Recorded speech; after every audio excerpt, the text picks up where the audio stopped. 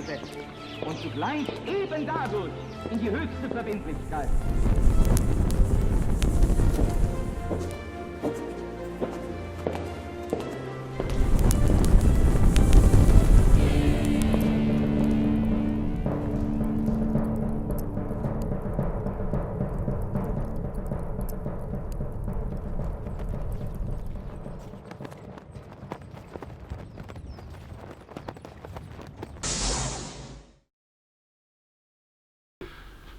Bienvenidos nuevamente, una vez más, a este espacio de reencuentro, de reflexión, de diálogo, de análisis, que es La Brújula, este programa que hago ya hace varios años, transitando la década de emisión, desde aquel entonces, en aquel año 2014 que empezamos en TLV1, aquel lejano 2014, y ahora en la pantalla de Conclusión TV. Muchas gracias siempre por acompañarnos. Si te gusta este programa, dale like, suscríbete a nuestras redes y acompañanos. Siempre con tu comentario contamos con tu opinión y con tu participación. Pablo Davoli, lo presento. ¿Cómo te va, Lucas? ¿Qué decís? Siempre un gusto, ¿no? Retornar en este espacio de encuentro, de reflexión. Este espacio de encuentro, permitime decirlo, siempre lo decís vos, que está consagrado a la Virgen de Schoenstatt, así que Madre 3 veces admirable. Siempre nos ponemos bajo su manto de protección y amparo. Así es. Bueno, y en esta... Hoy con un tema especial. Sí, bueno, una pequeña mención. Muchas gracias por los rebotes, podemos decirlo así, hablando en lenguaje llano, que tuvo el último programa sobre las profecías de Don Orione recepción, y Benjamín Solari Parravicini. Una muy buena recepción.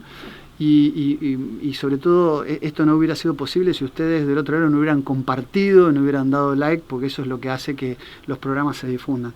Tuvo realmente muchas reproducciones y eso a nosotros nos enorgullece poder haber llegado con un tema que siempre es que un muchas estímulo. veces no se los trata o se los omite, ¿no? Sí, a veces hay por quienes... desinterés, ignorancia o malicia. Sí, ¿no? tal cual, totalmente, y a veces hay quienes sí los abordan bien, de manera muy, muy pertinente, muy adecuada, pero muchas veces también pasa lo contrario. Entonces, bueno, nosotros intentamos ser del primer caso.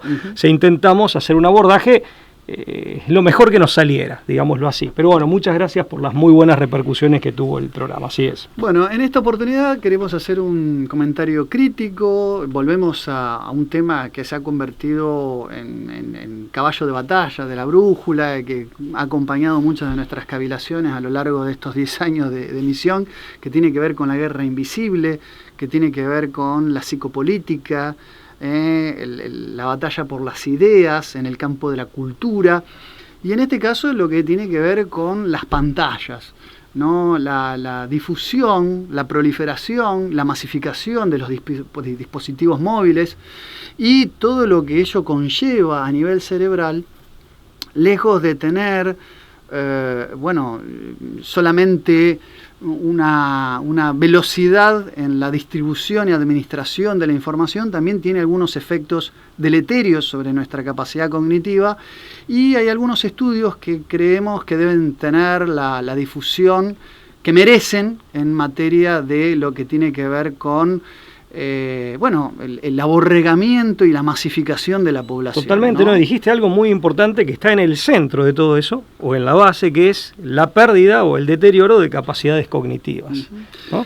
En este caso hay un libro que queremos recomendar de Nicolás Ponsiglione.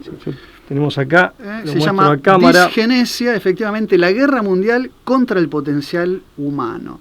Un título sugerente, un título a mi criterio bien buscado. Disgenesia es una palabra de uso bastante poco frecuente. Es muy de la medicina. Pero es muy de la medicina, pero que podría ser el antónimo, si se quiere, de la eugenesia. La eugenesia, que es la promoción del fortalecimiento de la especie humana a través de mecanismos y dispositivos de filtro, muchas veces tenidas por inmorales, por esta cuestión de la selectividad planificada. Así, en biopolítica, planificar la mejora de la especie puede tener connotaciones sumamente alarmantes, pero por el contrario, la disgenesia es al contrario, es el aplebeyamiento, es justamente buscar una especie humana debilitada mentalmente. Una suerte, ¿no?, de depreciación del una ser humano. Una degeneración del ser humano. Una cosa respecto de la eugenesia que es importante remarcar, ¿no? O sea, vos hiciste una crítica diciendo, bueno, por metodologías y a veces con parámetros que son inmorales. Pueden ser cuestionables moralmente, desde luego, de hecho, ¿no? lo es, Claro. de hecho lo es en muchas de sus expresiones, pero además, me permito agregar esto, pero además también puede ser objeto de crítica, y de hecho lo es, qué concepto tenemos de la mejoría, o sea, qué es ser mejor. Tema que también se traslada al transhumanismo, o que también nos plantea el transhumanismo. Así, bueno, ¿cómo entendemos esa mejoría o supuesta mejoría? Pero lo quería dejar aclarado al margen. Por supuesto, es decir, ¿qué se entiende por mejoría? Eso está clarísimo, claro, ¿no? Obviamente. ¿Cuál es el parámetro de lo mejor y lo peor? Claro. Exactamente, en ese sentido hay mucho de plagado de reduccionismos biologicistas, simplificaciones de lo que por el ser humano entendemos, ¿no? Totalmente. Bueno, la disgenesia, bueno, este libro... Pero una cosa, perdón, Lucas, una cosa importante. Creo que lo más llamativo y lo más destacable, y vos lo dejaste bien insinuado, es que él utiliza lo de disgenesia, la expresión, ya no tanto como un fenómeno biológico o un fenómeno que puede estudiar la medicina, sino como un concepto político. Es decir, como una disgenesia ingenierizada. Yo creo que esto es la novedad de ese libro. De este libro, yo lo entrevisté a Nicolás Ponciglione en mi canal Diálogos en la Víspera, que lo uso con muy poca frecuencia por falta de tiempo. Sí. Hice una entrevista muy cortita, pero creo que muy rica, donde él se explaya al respecto. Yo creo que lo interesante es esto. Él toma el concepto de la medicina y lo convierte, o nos ofrece una mirada política del concepto. Por eso yo hablé de biopolítica, ¿no? Efectivamente. Porque en el fondo hay una biopolítica. Efectivamente.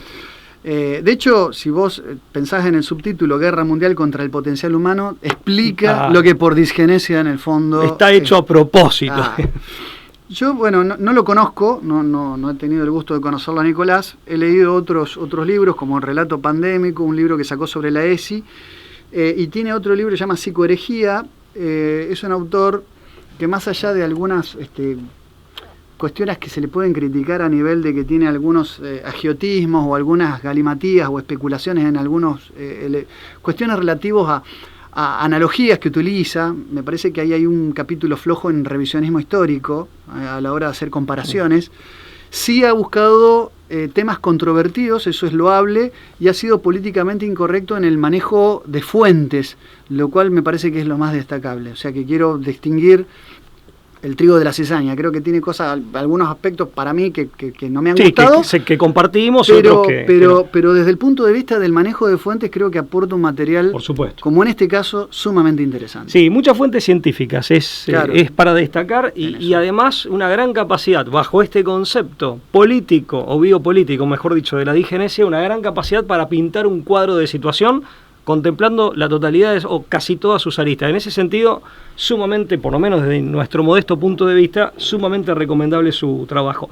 Y aprovechamos para mandarle un saludo a él y a la persona a través de la cual conseguí el libro, que es Carlitos Bukovac, el cazador del libro. Un gran amigo, que también le mandamos y que un saludo. Se ha convertido en nuestro gran proveedor de material, de bibliografía. De bibliografía que llegamos a adquirirla a través de sus recomendado servicios. El cazador del libro. Síganlo en las redes, porque además produce contenidos, hace entrevistas, tiene un canal de YouTube y tiene un material que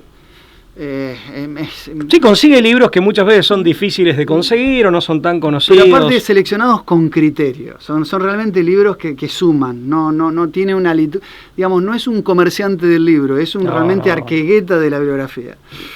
Así que le mandamos un saludo también a Carlos Bukovac.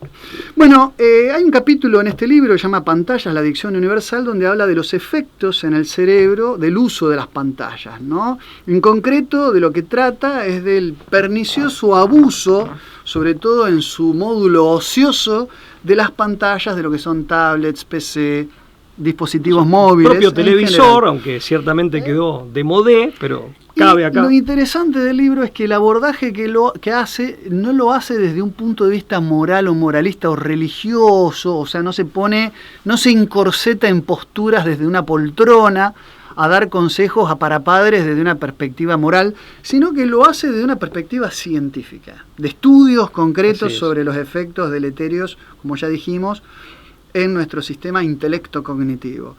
Y habla de una ciberparadoja.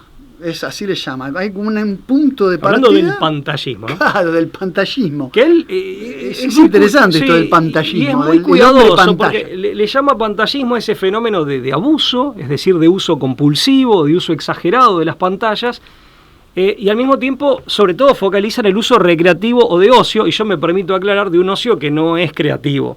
Entonces, que puede ser recreativo, pero no creativo. Exactamente. Entonces, focaliza mucho en este fenómeno, ¿no? En particular. Absolutamente. Sí, bueno, esa ciberparadoja es la idea de que lo que asistimos, esta es la tesis que presenta y después la desarrolla y la justifica, a mi criterio, de manera muy exitosa, es que tenemos dispositivos cada vez más inteligentes para usuarios cada vez más idiotas.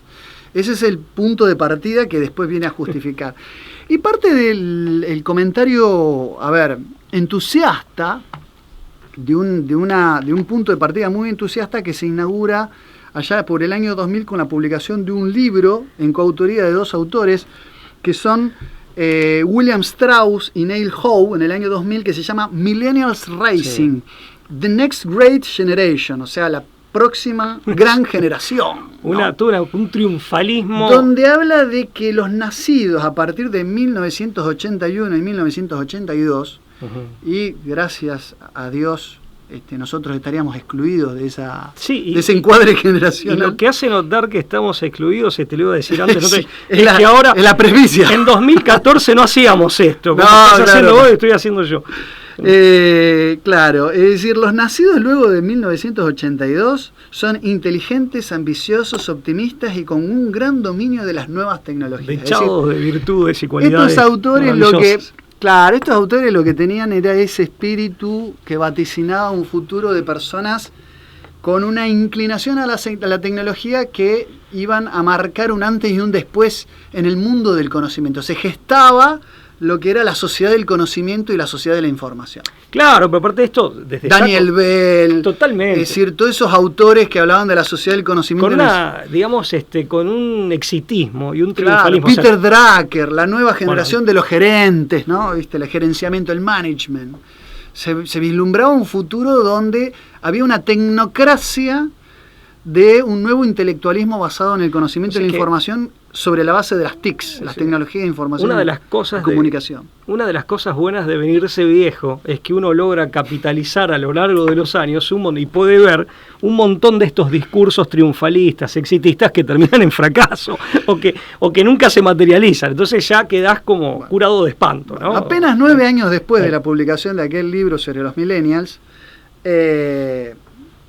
Mark Dauerlein, en el año 2009, publicó un libro titulado The Dumbest Generation, sí, o sea, un título casi contrario, que hablaba como si fuera la generación más idiota, donde rebatía con cifras, esto es lo interesante, todo lo que aquellos apologetas digitales habían vaticinado casi una década antes. Y al poco tiempo, para completar esto, Michael Desmourguet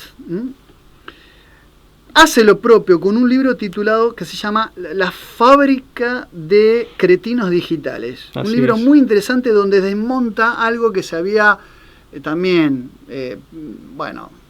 repetido ad nauseam, que era la idea de los nativos digitales. Es decir, no existe el nativo digital, así como una suerte de innatismo respecto de la tecnología, donde los bebés nacen con inclinaciones, digamos, propensas a la tecnología. O sea, es que desmonta este mito, ¿no? Lo hace trizas. El doctor Guillermo Celoria, a quien quiero recordar especialmente, porque creo que falleció, creo que la semana pasada o la anterior, médico de Rosario con una trayectoria muy importante en Estados Unidos y después en Argentina, así que también nuestro recuerdo al doctor. Con el cual encabezaste un congreso de neurociencias. Sí, yo no lo encabecé, colaboré. Perdón, pensé que habías pero tenido... sí, colaboré con él y con el ingeniero...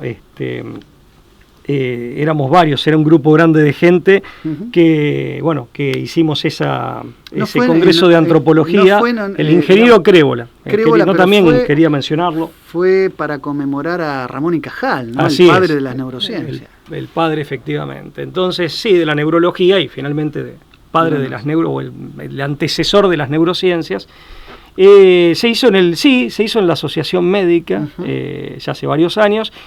Bueno, y ahí tuve ocasión de tratarlo al doctor Celoria. Y el doctor Celoria, en aquella época, me decía que todas estas capacidades, digamos que uno dice, bueno, los chicos de hoy nacen, en realidad siempre estuvieron en el hombre, ¿no? O sea, desde que el hombre es hombre, por usar nunca mejor usada la expresión aquí, esas capacidades estaban, solamente que al no estar los dispositivos tecnológicos disponibles, en definitiva eran capacidades que estaban como dormidas, me permito decirlo de esa manera, o sea, pero en definitiva estaban. O sea, no es que nacen con capacidades nuevas, las capacidades siempre estuvieron, claro, a nivel cerebral, neurológico, en todo caso, bueno, sí, en el entorno tecnológico de nuestra época se encuentran con objetos que las estimulan y permiten su desarrollo. Bueno, y de paso hacemos el recuerdo al doctor Celoria. Sí, un homenaje a él, ¿no?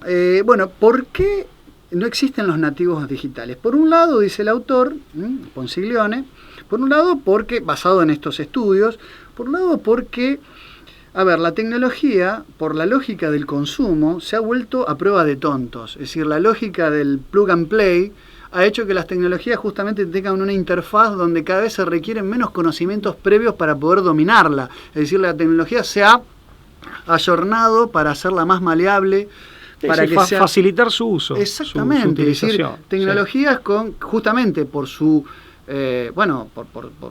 por su desarrollo, se hacen cada vez más intuitivas a la hora de poder manejarlas. También porque su simplicidad tecnológica adopta un diseño persuasivo para tratar de perpetuarnos en su consumo y en su uso. Es lo que le genera a las corporaciones que están detrás las mayores ganancias, ya sea en publicidad o en la compra de nuevas tecnologías con estas facilidades, ¿no? Lucas, una cosa que me permito agregar, que Ponsiglione es claro al respecto. No se trata simplemente de que el producto sea atractivo, claro, sino que, o de que pretenda captar tu atención, sino que se trata abiertamente de generar una suerte de adicción. Claro, o sea, en esto el autor es claro también. De hecho, las formas en que las redes sociales y los contenidos podemos navegar está, digamos, científicamente elaborado para generar una aceleración en los ciclos dopaminérgicos, de generar un placer a la hora de navegar por los contenidos. Esos mecanismos compensatorios acelerados artificialmente del cerebro. Digo, respecto de videojuegos, en la página 131, me permitís la cita textual, dice, respecto de los videojuegos, dice, por su parte están diseñados de fábrica para que a los niños se les dilaten las pupilas, les suba la presión arterial, les aumenten los niveles de azúcar en sangre y se descargue un mega chorro de dopamina en el cerebro, porque es así como los enganchan al consumo permanente. Bueno, a eso me refería con aceleración de los ciclos dopaminérgicos, es decir, es estimular, la dopamina es el neurotransmisor del placer, por así decirlo, simplificando, y están diseñados adrede para esa estimulación, ¿no? Una cosa que me permito agregar, y de paso hago un anuncio, estoy muy disruptivo, perdón. No, pero está bien, estamos charlando con total... Como se viene la segunda edición, les pido que nos den algunos meses, ampliada, profundizada, extendida, ampliada, de La Guerra Invisible, a pedido de muchos de ustedes, repasando La Guerra Invisible. Mirá que ese anuncio nos compromete. No, bueno, pero es una forma también de autocomprometerse. Claro. Repasando este modesto texto que escribimos en coautoría en 2016, ahí poníamos ya que, según muchos estudios que están citados en el libro, la televisión, se había demostrado que la televisión, la caja boba, efectivamente, amén de generar un desplazamiento de la actividad cerebral, hacia el cerebro límbico, al sistema límbico o cerebro reptiliano, categoría del doctor MacLean, el cerebro triuno, ¿no? Efectivamente, también genera una suerte de sobreestimulación en todo lo que tenga que ver con lo instintivo y con lo emocional, y de esa manera, operando ahora sí en la parte derecha del cerebro, de esa manera genera también una suerte de explosión de opiáceos naturales. Eso lo habíamos... Cuando Merton habla de la disfunción narcotizante de los mass media, lo utilizaba a lo mejor como una analogía, es como si fuera un narcótico. Pero hoy los estudios más actuales confirman que no es una mera metáfora, Claro, una figuración, es real. sino que los centros de placer que se activan son los mismos que en la de un drogadependiente, de una persona que sufre adicciones con drogas químicas. Sí, ¿no? totalmente. Y esto, imagínense, estamos hablando de la televisión tal como se la conoce hace más de 60 años. Tal cual. Imagínense con estos modernos dispositivos. Bueno, TheCommonSenseMedia.org, que es una fuente citada que hace encuestas sobre el consumo de pantallas, publicó, y en el libro de Ponciglione está el del 2019, yo me metí en la página, está publicado el del año 2021, se ha actualizado, se publicó el 9 de marzo del 2022, el del 2021, el Common Sense Census, Media Use of Tweens and Teens, del 2021, que es un censo que hace esta consultora sobre el consumo adictivo para uso ocioso de las pantallas y sobre el tiempo de uso en los niños. Habla que niños y adolescentes están en primer lugar las redes sociales, luego vienen los videojuegos y luego los consumos de video por streaming. Hay una profesora, asistente de rehabilitación y de servicios humanos en Penn State, en Estados Unidos, que se llama Megan Owens, que ya ratifica casos patológicos de dificultades para apagar o desprenderse de los dispositivos. Esto que se ha llamado vulgarmente la nomofobia, no mobile phone phobia, es decir, un temor morboso a no tener el dispositivo al alcance de la mano, a tenerlo lejos incluso, ¿no? O sea, esto ya es un caso ya está evidenciado, ¿no? Catalogado como fobia. Claro, es una fobia, es una fobia.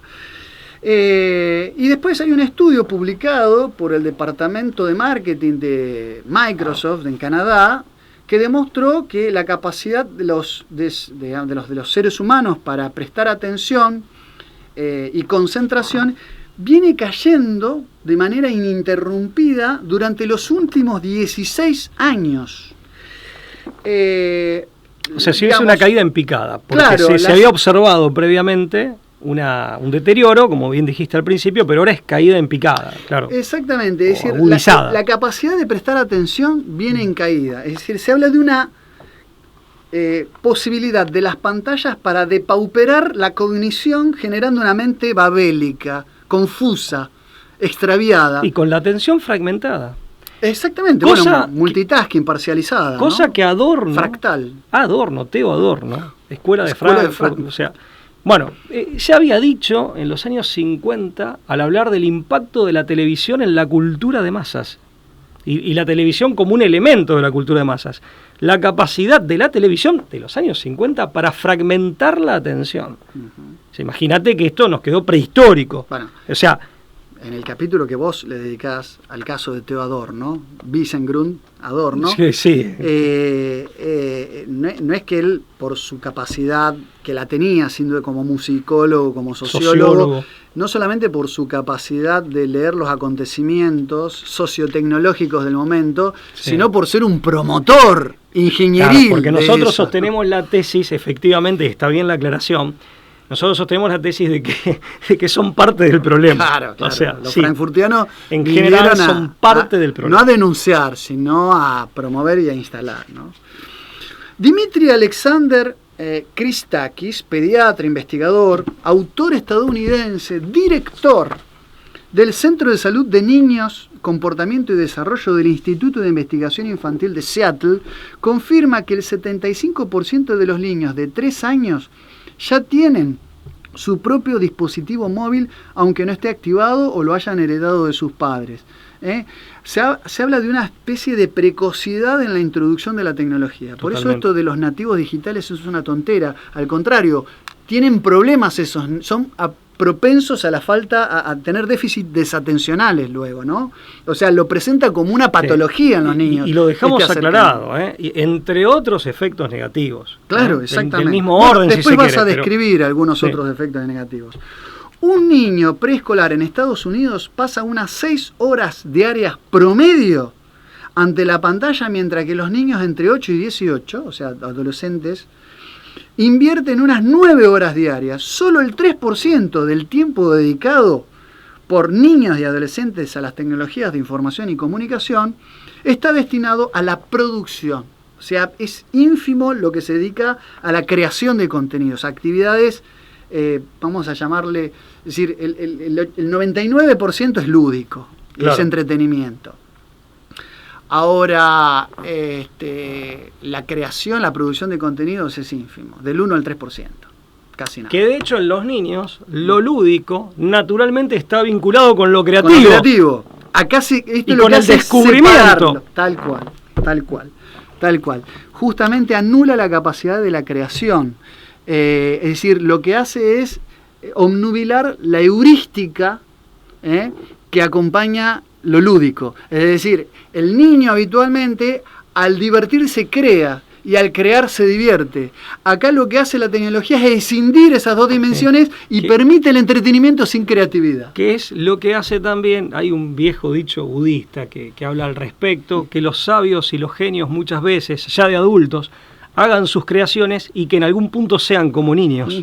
¿No? En el mejor de los sentidos, justamente por esta capacidad de lo creativo. El tiempo en la pantalla, es decir, con el fin de estudiar, de estudiosidad, lo que es la curiositas, ¿no? el afán de conocimiento, también se ha reducido. Alcanza el 5% de niños entre 8 a 12 y apenas el 10% en adolescentes de 13 a 18, que están en edad escolar, también es bastante poco.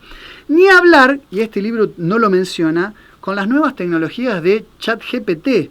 Claro. Porque la inteligencia artificial ahora también propicia facultades delegativas en la tarea de búsqueda e investigación.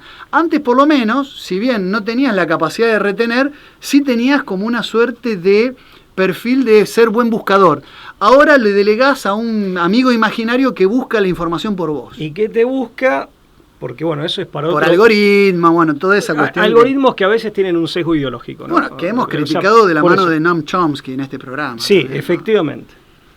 Pero además es lo delegativo para que no te tengas que tomar el trabajo. Yo en lo personal, y para no perder las capacidades que legítimamente he adquirido, honestamente te digo, si tengo que subir a un primero o un segundo piso, voy por la escalera, pero ni lo pienso, no espero el ascensor, pero eso es menor.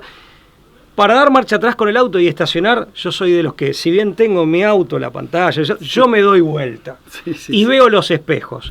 Uso mi cerebro. Tenemos el mismo auto, de hecho, es cierto. Nos damos vuelta para poner la marcha. Un día me preguntaron por qué. Le digo, no, porque es más, ¿no? O sea, es una capacidad que adquirí, no la quiero perder. Claro. O sea, todo por no tomarme el trabajo. Ya sabemos que, a ver, sin ánimo de ser un fundamentalista, esto tiene que quedar en claro, aparte va en perfil de personalidad. No, aparte tampoco hablamos de un purismo, claro, o de una mirada condenatoria de todo lo tecnológico. Pero es por lo mismo, Lucas, tenés que hacer una operación aritmética. El que va de una a la máquina, a la calculadora, sea la del celular o la que sea, para mí se equivoca. Pero, o sea, porque quiere evitar, es lo delegativo de no hacer el esfuerzo. Yo trato de operar aritméticamente hasta donde me da y en la medida de las circunstancias. Después, si ya sé, veo que no me desborda, sí, voy a la calculadora. Pero bueno. ¿Y cómo se entrena un músculo, Pablo? Esforzándolo, claro, llevándolo a su extremo. Hipertrofia se llama. Bueno, lo mismo pasa con nuestro cerebro. Lo haces trabajar, o sea, atrofia, que sería lo contrario.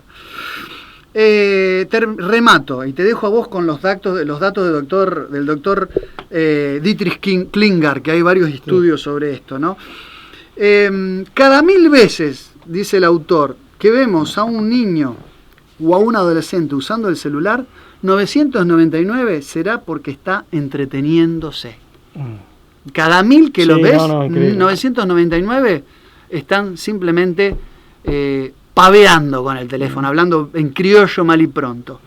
Está paveando con el teléfono, no está haciendo nada productivo. Esa es la verdad de la conclusión. Bueno, ¿qué otros efectos colaterales tiene, Pablo? Acá, voy a hacer una reseña de los estudios una reseña que hace Poncilón. No son solamente cognitivos, son a nivel físico, hay varias cosas. Los hay, sí, así es. Una cosa que me quedé pensando en lo que te decía antes. Por la misma razón que prefiero cambio manual y no automático al manejar. Quiero tener el control de la caja de cambio yo. Pero bueno, por eso te digo, también va en personalidad. Porque es una discusión. ¿Quién prefiere el cambio automático? He manejado con las dos. Yo prefiero el cambio manual. Los caminos fáciles, que como un tornado viene, como un tornado se va, ¿no? Sí, la brisa siempre permanece. Sí, no, bueno, volviendo al tema puntual de estos estudios que reseña muy bien Nicolás Ponciglione, que los voy a leer, de hecho es algo que, digamos, está muy bien reseñado, y sí hago un distingo que es más de mi propia cosecha, por así decir, que considero necesario aditar, agregar. Hay efectos que son, así como hay causas de adicción en el uso, o mejor dicho, en el abuso de estos dispositivos, que son psicológicas, las hay físicas. Y con los efectos pasa lo mismo. Con los efectos negativos los hay de orden psicológico y de orden físico, que necesariamente van de la mano porque son dimensiones constitutivas del hombre que dialogan entre sí. Vamos ahora sí a la reseña que hace Nicolás. Dice en primer lugar, citando un estudio de Takeuchi, que inhibe el desarrollo, voy a ser textual, inhibe el desarrollo del cerebro, disminuyendo la inteligencia y afectando a la capacidad de concentración y atención. Y citando a Menck y al Dr. Weinstein, aclara, generan, por ejemplo, una marcada atrofia o disfunción del lóbulo frontal. Atrofia del lóbulo frontal. Así es, en los niños está comprobado que interfiere en el desarrollo del lenguaje. Bueno, recordemos que según Broca, entre la tercera y quinta circunvolución frontal izquierda está la capacidad del lenguaje, bueno, nada menos. Sí, totalmente. Es nuestro pensar en su plenitud el lenguaje, ¿no? Así es. Y nosotros, citando a dos grandes psicólogos sociales que pertenecían al Instituto Tavistock, Trist y Emery, Trist. Frederick Emery y Eric Trist, cito textual, a mediados de los 70, cuando la gente en Estados Unidos veía un promedio de 6 horas diarias de televisión, decían, cuanto más ve televisión una persona, menos entiende, menos acepta, más se disocia de sus propios procesos mentales.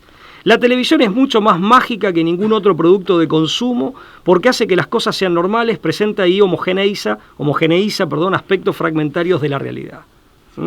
Fíjate que, bueno, siguen con varias observaciones que son más bien de orden psicológico y pedagógico, acá vamos más a lo biológico. Y también habíamos hecho cita de Lonnie Wolf, que decía, la televisión provoca que la gente suprima su capacidad de juicio crítico porque la combinación de sonido e imágenes sitúa al individuo en un estado parecido al sueño que limita la capacidad cognitiva. Yo creo que esto tiene que ver también con ese desplazamiento de actividad al cerebro reptiliano.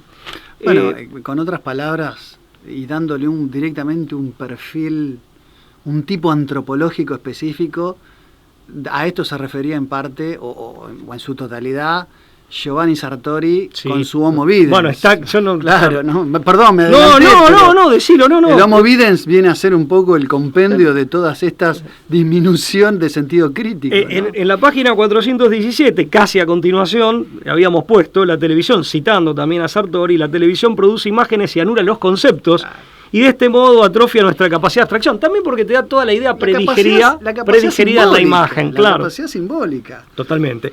Queda todo masticado la imagen, ¿no? Sí, nobleza obliga, así como también hay que remitirse a la obra de Sartori, Videopolítica, Homo Videns, es bueno remitirse para profundizar en estos, y nosotros lo hacemos en nuestra obra, que referenciamos con citas bibliográficas, para profundizar en estos temas. También el que los ha tratado muy bien, es Daniel Stulin, en El Club de los Inmortales, uno de sus libros, y el Instituto Tavistock, otro de sus muchos libros, ¿no? Esto también para aquel que quiera profundizar y quiera hurgar en su biblioteca o en alguna librería. Bueno, sigo con la reseña que hace Nicolás. En niños, hablando de niños, se observó que la exposición temprana y abundante a las pantallas es causa de pubertad precoz. Aquí hace, también hace la cita. ¿No?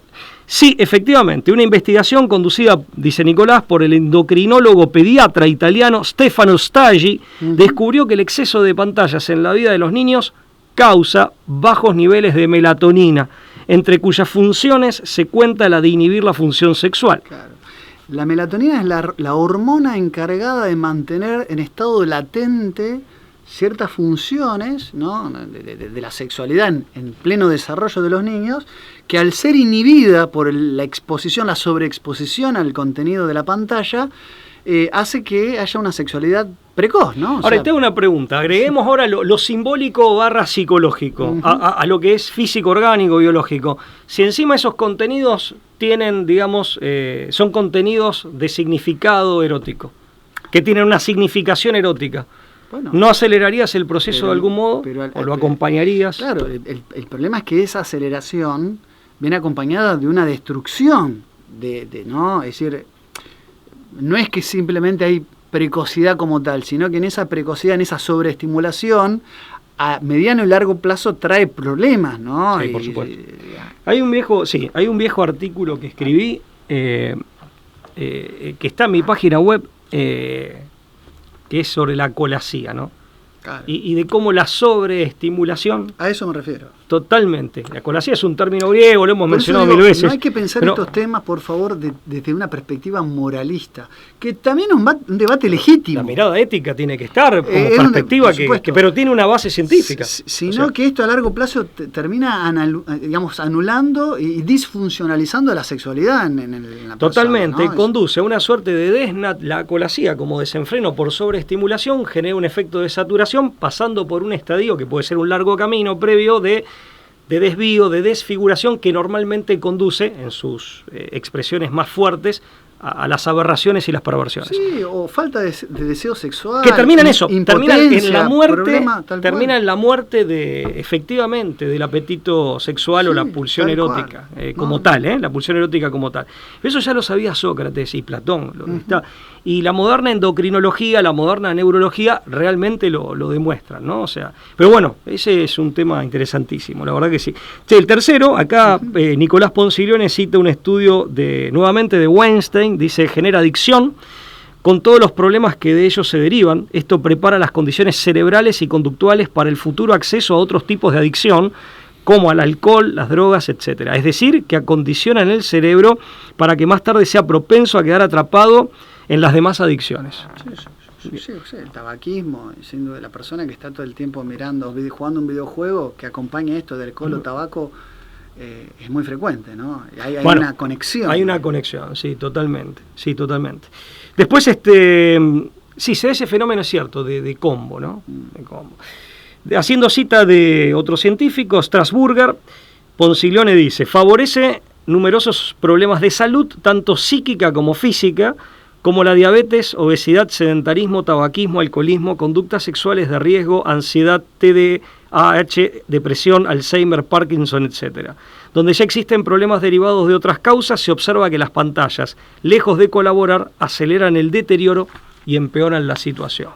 Acá esto es un poco lo que vos habías anticipado antes. Y finalmente, haciendo cita de un autor que ya mencionaste vos, Desmourguet, dice, afecta directamente a la calidad y cantidad del sueño, lo cual desencadena un efecto dominó de diversas consecuencias negativas. Bueno, esto obviamente es de sentido común en el ámbito laboral, escolar, académico, social y familiar. Finalmente, termina diciendo Nicolás, afectan a la totalidad del individuo por la vía negativa. Esto también lo tratamos, lo abordamos en el libro. Lo de la falta de sueño, quiero agregar generalmente, por eso siempre decía, el cansancio. La falta de sueño genera estrés. El estrés, es decir, también lo que genera a nivel hormonal, es que hay una glándula suprarrenal que genera el famoso cortisol, que es la hormona del estrés, y que eso te puede llegar a una cortisolemia con problemas a nivel cardíaco. Totalmente. O sea, la persona que no duerme o que duerme mal. O que duerme mal. Sí, que duerme y no descansa. Y la persona que duerma con un cuadro de hipercortisolemia puede terminar en problemas cardíacos, en un infarto, en un paro cardíaco. Es delicado el tema. Es delicadísimo. No es decir, vivo cansado, vivo zombificado, que sería un problema, sino que tiene efectos realmente con un impacto en lo físico que puede ser peligroso de muerte, digamos. Totalmente. Aparte eso hay que aclararlo, porque si no queda en una cosa, me la banco. Los niños son fuertes. No. Sí, el hombre es un animal de costumbres, y te adaptás. Generás el hábito, que es un hábito pernicioso. Claro, totalmente. Con una buena taza de café lo solucionás. No, peor. O ciertos productos que son las famosas bebidas energizantes que tienen cafeína en cantidades. Claro. Bueno, y Nicolás sigue, porque Nicolás se va apoyando en distintas cintas bibliográficas y ensaya esta reseña que estoy leyendo, y finalmente, como número 6, esta sí es la última, dice Nicolás: afectan a la totalidad del individuo por la vía negativa. Todo el tiempo que esté frente a las pantallas hará un montón de cosas que no estará haciendo o que dejará de hacer. Muy, muy atinado esta observación.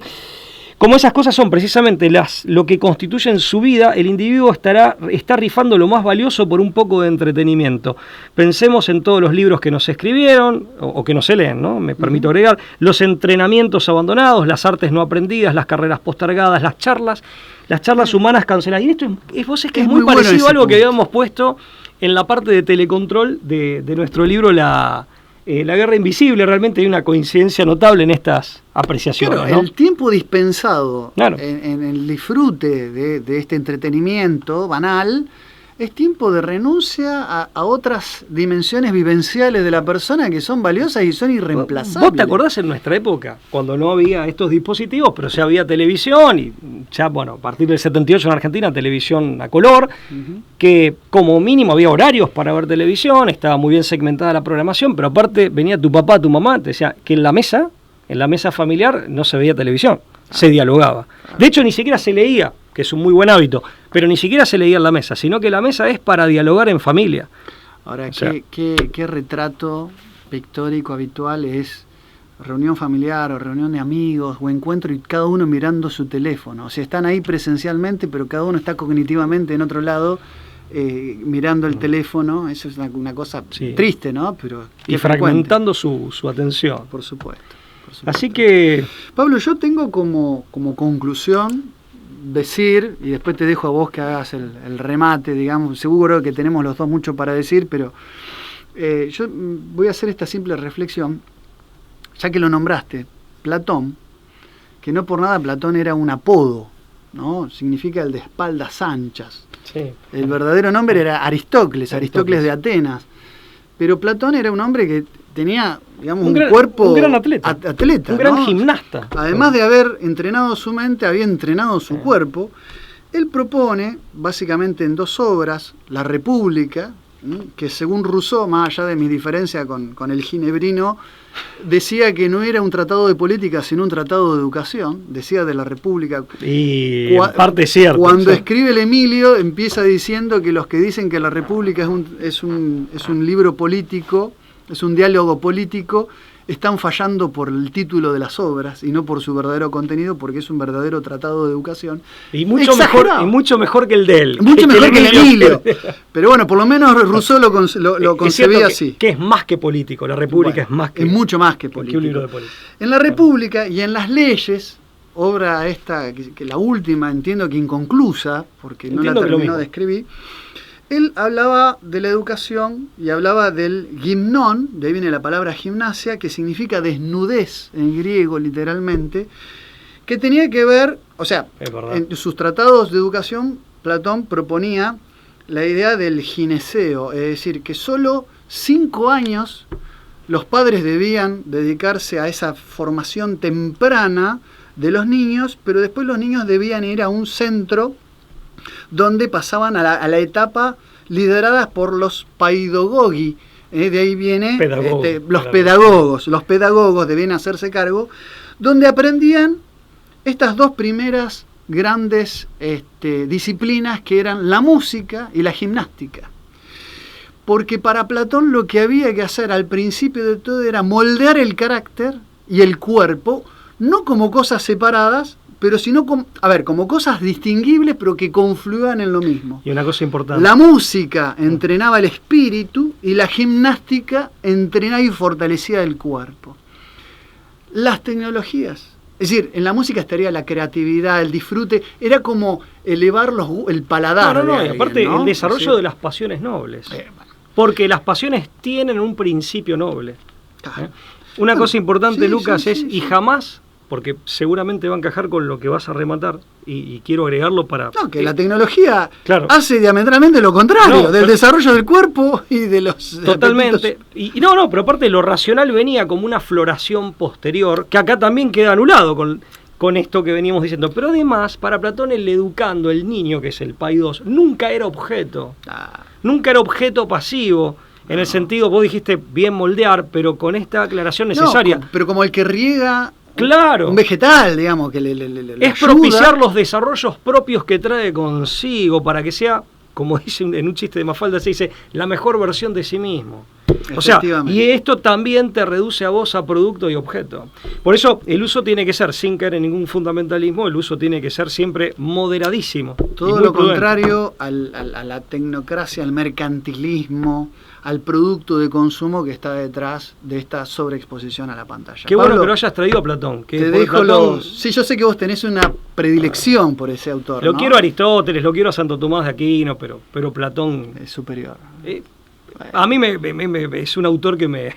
Bueno, todos tenemos esos autores que nos motivan y nos despiertan. Pablo, te dejo la síntesis, si querés, final. No, por favor, es una respuesta. No, si no nace espontáneamente es una... No, me parece que estamos en tiempo, aparte ya con tu referencia a Platón, que fuera de broma la celebro. No, digo que ya los griegos pensaban en esta necesidad, ¿no? Totalmente. De educar el espíritu y porque el cuerpo. Creo que hay que volver a las fuentes. Aparte, no hay que andar contraponiendo autores que tienen mucho más de coincidencia que de disidencia. Esto también lo quiero decir. Simplemente esto, que es simplemente un agregadito a esto tan bueno que dijiste vos. Si no me recuerdo, en los artículos 2 capítulos, me salió el abogado, en los capítulos 2 y 3 del libro Autopsia de la Democracia, de ese psicólogo y politólogo que fue Stan Popescu, rumano-argentino, se habla de el sentido... Tengo dos, yo a falta de uno. Muy bueno, muy bien. No, digo, haz lo que digo y no lo que hago. Pero eso por trabajo, eso por sí, trabajo. Sí, claro. Trato de desprenderme demasiado, ¿no? En ese libro, Autopsia de la Democracia, si no mal recuerdo, capítulo 2, capítulo 3, Stan Popescu nos recuerda cómo era la paideia griega, no solo su importancia política, sino su importancia para la cultura y para cada una de las personas. ¿En qué consistía esa paideia griega? Y lo quiero dejar orientada siempre al autoconocimiento, el autodominio, el autogobierno, que es la verdadera libertad, todo orientado a la virtud y finalmente verdad, bien y belleza. Pero como es un psicólogo y al mismo tiempo un politólogo, lo describe tan espectacularmente bien que uno ahí puede dimensionar. Entonces, al momento de educar a nuestros hijos, tal vez sería bueno volver a beber en esas fuentes. Sí, después usamos los dispositivos, usamos auto, no andamos a caballo, aunque tampoco estaría mal. Pero no estamos promoviendo la demonización de lo tecnológico, sino la mesura, la prudencia y que lo vivencial sea lo prioritario, ¿no? Es decir, no dejar de vivir para estar detrás de la tecnología. Gracias, como siempre, por acompañarnos. Si te gustan nuestros contenidos, te invitamos a compartirlos. Bueno, y hacérnoslo saber a través de un pulgar para arriba. Será hasta la próxima. Chao, muchas gracias.